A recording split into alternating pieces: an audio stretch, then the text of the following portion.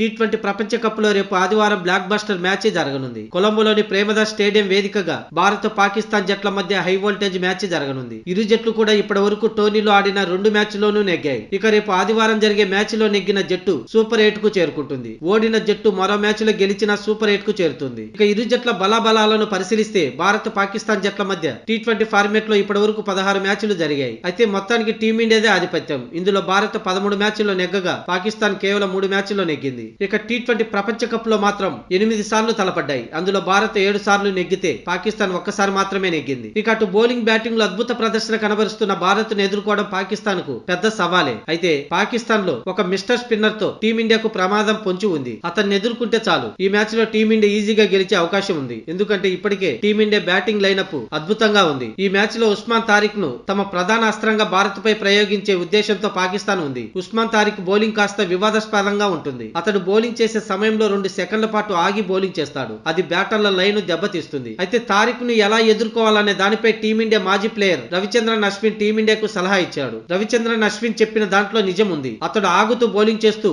బ్యాటర్ల line దెబ్బతీస్తున్నప్పుడు బ్యాటర్లు కూడా అలాగే చేయాలి. అప్పుడు ఉస్మాన్ తారిక్ కు పిచ్చి పట్టడం ఖాయం. మ్యాచ్ లో భారత బ్యాటర్లకు అశ్విన్ ఇచ్చిన సలహాను పాటిస్తారో లేదో చూడాలి. ముంబై పిచ్చిపై భారత్ ఘన విజయం సాధించినప్పటికీ కొలంబోలోని నెమ్మదైన పిచ్చి స్పిన్నర్లకు అనుకూలించే అవకాశం ఉంది. పాకిస్తాన్ జట్టులో తారిక్ తో పాటు షాబాద్ ఖాన్ అలాగే ఇఫ్తిఖార్ అహ్మద్ వంటి స్పిన్నర్లు ఉండడం భారత్ కు సవాలే. అయితే హార్దిక్ పాండ్యా, ఇషాన్ కిషన్ వంటి ఫామ్ ఉన్న ప్లేయర్లు టీమిండియాకు కలిసి వచ్చే అంశం. ఇక అభిషేక్ శర్మ కూడా ఫిట్నెస్ సాధిస్తే ఈ మ్యాచ్ లో ఆడడం ఖాయం.